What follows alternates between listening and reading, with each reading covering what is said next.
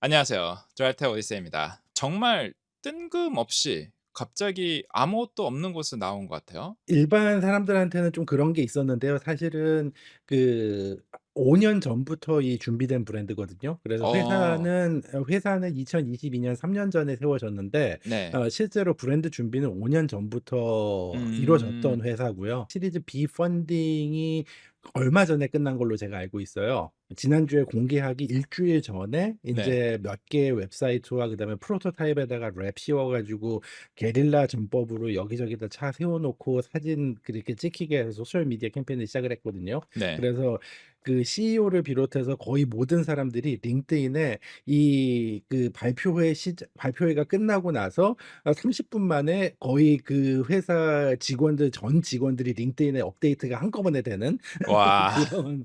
회사의 이름이 네. 무엇인가요? 슬레이트입니다. CEO가 어떤 분이신지 성함은 이제 크리스 예. 뭐였죠? 그래서 남자 이름처럼 바만? 보이는데 예. 실제 저도 남자분인 줄 알았는데 여자분이세요. 또 여성분이시세요. 그래서 네. 자동차의 여성 임원분은 또 굉장히 오랜만이잖아요. 이제 메리 바라 GM의 이제 메리 바라 네. 이후에. 그렇죠. 예. 그래서 굉장히 이제 환영하는 바이고 또 여성분이 어떤 리더십을 보여줄지 크리스 바만 님께서 이제 직접 나오셔서 이제 제품을 이제 설명해 주는. 크라이슬러에서 그 웨이모 프로젝트 하시기 전에 하셨던 부분이 인제 전동화 음. 헤드 오브 전동화였어요. 네. 그럼 이 슬레이트에서 가지고 나온 차가 이게 또 굉장히 충격적이에요. 일단 가장 충격적인 건 뭐니 뭐니 해도 가격이겠죠? 가격은 2만 불 미치라고 얘기는 나왔는데요. 거기에 네. 캐비앗이 붙은 게 7,500불 리스 저기 페더럴 EV 크레딧. 텍스 예. 크레딧을 받았을 때 그걸 적용했을 때 2만 불 언더가 될 거다. 그러니까 네. 실제로 판매 가격이 27,000불, 27,000 음. 불 초반 그렇게 되겠죠. 거기다가 또 한 가지 더 특이했던 거는 네. 픽업 트럭이죠. 픽업 트럭이죠. 예. 예. 또 픽업 트럭인데 두 명이 타는 픽업 트럭이에요. 그래서 이 네. 한번. 그렇지만 예. 옵션으로 인제 그 SUV 킷을 사서 장착을 하면 지붕 얹고 롤바 얹고 뒤에 시트가 들어가서 5 인승 SUV로 개조하실 수도 있어요. 미국 사람들이 좋아할 만한 그런 프렌들리한 페이스? 네. 거기다가 이제 저렴한 가격, 진짜 압도적으로는 저렴한 가격, 그리고 그런 뭐 DIY를 할 수 있는 거 이런 걸 다 복합적으로 생각해 봤을 때 자동차 역사상 가장 성공했던 프로덕트 중에 하나인 이제 폭스바겐의 비틀이라든지 이런 차들이 그렇죠. 좀 스쳐 지나가는 느낌이 있어요. 네. 예. 제가 그 2021년 초반에 그 컨설팅 프로젝트를 진행했던 게 있는데요. 젠 G와 젠 Y들이 원하는 거냐. 네. 미국에서 10대 소녀들이 운전면허를 취득하는 비율이 엄격하게 낮아졌어요.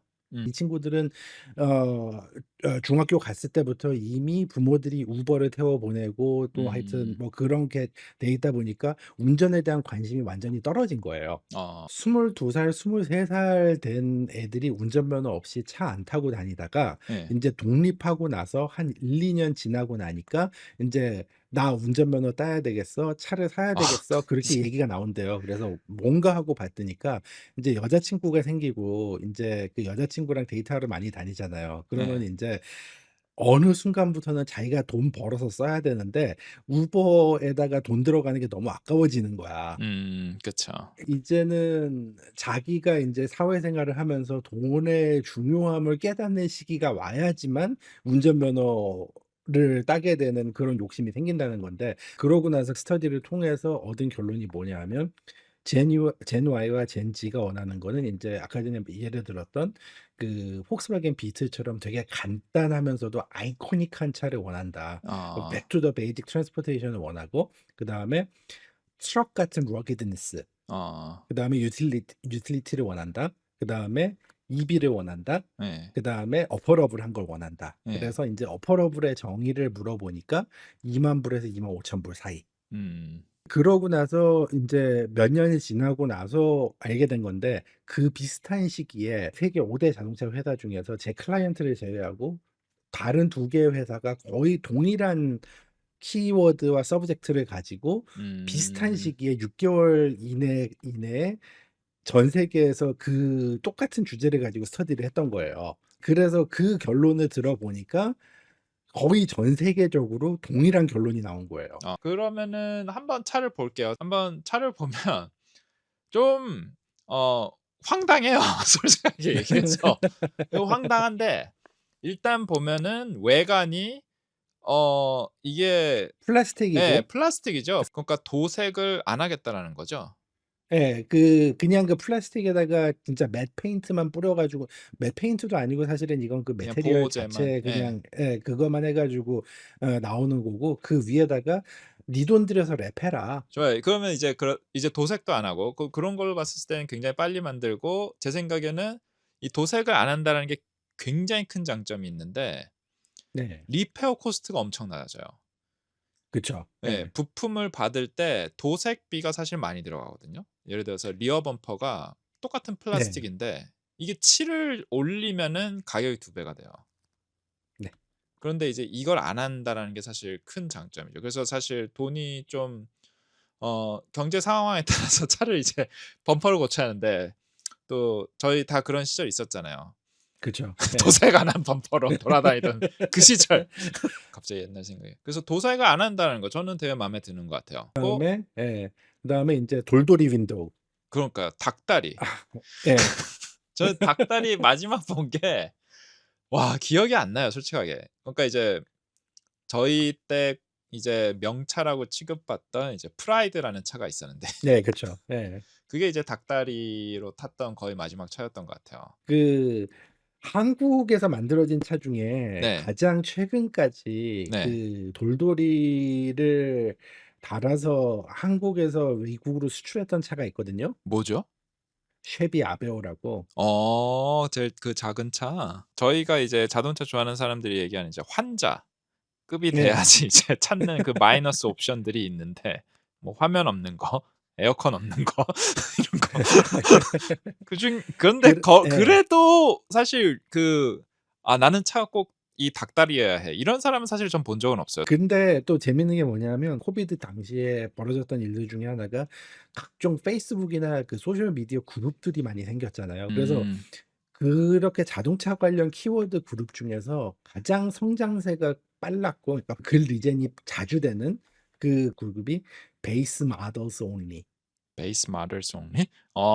베이스 모델스 only? 와 진짜요? 그다음에 Every car is looking great with the steel wheels. 아 이런 그 스터디를 했던 이 비슷한 프로덕트가 왜 못 나왔느냐. 이 결론은 간단해요. 큰 조직이고 자동차 회사 인제 그 회사다 보니까 지켜야 될 것들이 너무 많아요. 그러니까 음. 가장 큰 이슈가 딜러 문제거든요. 아 딜러를 안 끼고 진짜 다이렉트 세일즈 불가능하죠. 모델을 한다고 하면 물론 테슬라나 뭐 리비안이나 요새 나온 브랜드들은 다 그렇게 얘기를 하지만 이게 예. 사실상 완전 뛰쳐나와 가지고서는 작은 회사부터 다시 새로 시작하지 않으면 이런 슬레이트 같은 프로덕트는 나올 수도 없었다. 네. 테슬라도 그렇고 리비안도 그렇고 루시드도 그렇고 가장 비싼 차부터 100,000불 넘어가는 차부터 런칭을 했던 이유가 있잖아요. 왜냐하면 일종의 성공 방식이긴 하죠. 고급차부터 파는 게 유리한 점이 또 많이 있는 것 같아요. 왜냐면은 이게 서비스망을 갖춘다라는 게 그쵸. 예. 굉장히 힘들잖아요. 그래서 이제 몇 대 안 팔리는 차를 만들면은 사실 이제 적은 인원으로도 어떻게든지 넓은 지역을 커버하는 게 좀 가능하긴 한데 네. 근데 저렴한 차를 막 미친 듯이 사기 시작하면은 그쵸.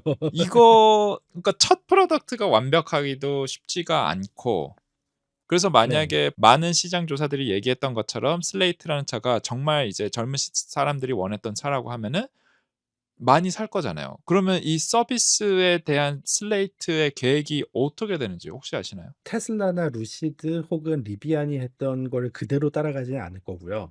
미국에 널려 있는 자동차 애프터 서비스 리테일망, 발보린이라든지 뭐 모빌이라든지 그런 오일 브랜드들이 거기에 프랜차이즈로 오일 체인지만 해 주는 그런 그 체인들을 이용을 한다거나 월마트나 펫보이스 같은 그런 것들과 연계를 해서 슬레이트 유니버시티라고 해서 웹사이트를 따로 만들 테니까 거기에 가면은 어. 리페 어떻게 수리를 하고 어떻게 교환을 할 수 있는지 그걸 다 저기 저 비디오랑 인스트럭션으로 만들어 주겠다. 사실은 미국 사람들의 정서랑 맞는 모델이라는 생각이 들어요. 왜냐면 이제 한국 분들은 좀 아닐 수도 있어요. 한국 분들은 이제 네 직접 이렇게 그렇죠. 네. 고치는 거를 좋아하시는 분들도 많이 있다라는 건 알고는 있는데 이 기본적인 사회가 이제 이런 정비소에 가서 차를 고치는 데 훨씬 네. 익숙하시다 보니까. 근데 미국은 사실 내가 고칠 수 있으면 내가 고치는 게 더 낫다라고 생각하죠. 예. 아니 그래서 예. 인제 이 친구들이 하는 게 그거예요. 그러니까 자기가 고칠 자신이 없으면 그냥 저기 저 월마트나 뭐 저기 우리 연계돼 있는 그러니까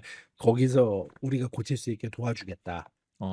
그래서 너무 좋은 생각이긴 한데 근데 이 서비스라는 항목이 자동차 회사 입장으로서는 그러니까 사실 수익이 나기가 초기에는 어렵지만 그쵸. 회사가 이제 차가 이제 워런티를 지나가는 그 순간부터는 사실 네. 꿀 빠는 비즈니스인데 그러니까 테슬라 올해 Q1 이제 예. 굉장히 사실 실망적인 Q1이었는데 판매는 20% 급락하고 근데 그쵸. 서비스가 좀 예. 많이 받쳐줬는데 서비스랑 에너지만 경기가 안 좋고 좋고에 상관없이 늘 이제 돈이 네. 쭉쭉 들어오는 굉장히 좋은 부분인데 이제 슬레이트가 그런 부분을 어떻게 생각하고 있었나 이제 그런 게 사실 굉장히 궁금했어요. 근데 이제 지금 얘기를 들어보니까 이거는 완전 새로운 비즈니스 모델이 될 수도 있겠다라는 생각이 드네요. 네 그렇죠. 예. 그러니까 그래서 이거는 사실은 슬레이트니까 완전히 백지 상태에서 시작하는 회사니까 트라이 해볼 수 있는 음. 마케팅 전략인 거예요. 그러네요. 그러니까 네. 슬레이트 같은 경우에는 미시간에서 내놓은 저렴한 전기차에 대한 해답, 전통적인 자동차 강호들이 생각한 미래의 모빌리티 솔루션이라는 생각이 좀 들어요. 근데 굉장히 비슷하게 만들어진 프로덕트가 실리콘밸리 테슬라에서 만든 로보택시라는 생각이 들어요. 네. 모든 사람들이 로보택시의 가장 핵심은 어떻게 보면 이게 자율주행이라고 생각을 하잖아요. 근데 네. 자율주행도 맞긴 하지만 이게 뜯어보면 뜯어볼수록 얼마나 저렴하게 만들 수 있는 차이인가에 대한 그런 해법이 쫙 들어가 있어요. 로보택시라는 게 어떻게 보면은 테슬라가 생각한 '아 전기차를 진짜 싼 걸 만들어야겠는데 어떻게 만들어야겠냐.' 그 기술로 우리가 한번 그러니까 AI를 부으면은 엄청 싸게 만들 수 있을 것 같은데 그거에 대한 약간 답이거든요. 그러니까 진짜 이게 극과 극을 보고 있는 것 같아요. 둘 다 컨셉은 둘 다 너무 좋은 것 같아요. 근데 여기에도 결국엔 자율주행이 되냐 안 되냐 네 그렇죠. 네. 언제 되느냐가 이 슬레이트 그럼 언제 나오죠 차는?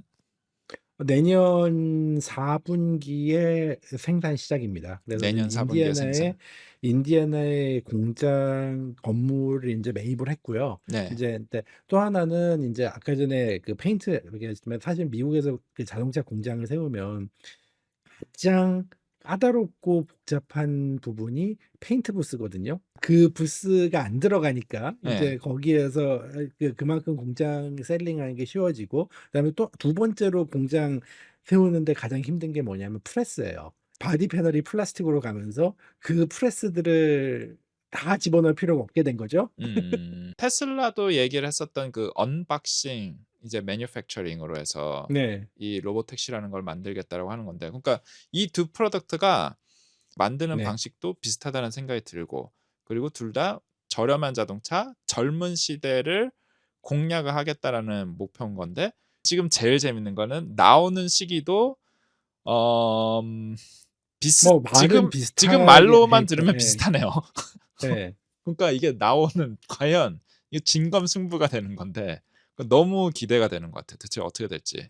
그리고 지금 말씀하셨던 것도 들어보니까 슬레이트 같은 차를 원하는 게 미국만 국한된 게 아니고 글로벌 프로덕트 쉽게 얘기해서 스케일하기에 굉장히 좋은 네. 스타팅 포인트는 가지고 있는 거네요. 그렇죠. 굉장히 훌륭합니다. 역시 아마존 역시 이 좋은 그 눈을 가지고 있는 베조스 건가. 베조스도 사실은 지금 한 열 몇 명 되는 그 투자자 중에 한 사람인 걸로 제가 알고 있고요. 그러니까 더 건전한 그리고 미션에 더 집중할 수 있는 좋게 생각하면 그렇고요. 그렇죠. 나쁘게 생각하면 인제 주인이 없는 회사. 지금처럼 리더십이 중요한 시대가 있었나라는 생각이 좀 들 정도로 이 리더십이 뭘 하나 까딱 잘못하는 순간 이제 테슬라처럼 될 수도 있고. 그러니까 요번에 이제 여성 CEO 진짜 자동차 네. 업계에서 너무 환영해야 할 일인 것 같고 그래서 너무 프로덕트가 좋기 때문에 꼭 보고 네. 싶어요. 그리고 또 로보택시랑 이 시장이 어떻게 흘러가게 되는지 과연 우리가 예측한 게 맞을지 이런 것도 한번 또 지나가서 보면은 또 너무 재밌을 것 같고. 네. 예. 그래서 뭐 오늘 이야기 여기까지 한번 정리해 보고요. 또 오늘 다음 또 늦은 시간까지 아닙니다. 또 자동차 전문 이제 애널리스트 멜린 모시고서는 미국에서 요번에 완전 새로 나온 자동차 회사예요. 슬레이트에서 나온 이제 전기 픽업 트럭에 대한 이야기 한번 심도 있게 다뤄봤습니다. 그러면 또 다음에 재밌는 내용 있으면은 또 돌아오는 걸로 할게요. 그럼 다음에 또 봐요. 네. 안녕. 수고하셨습니다.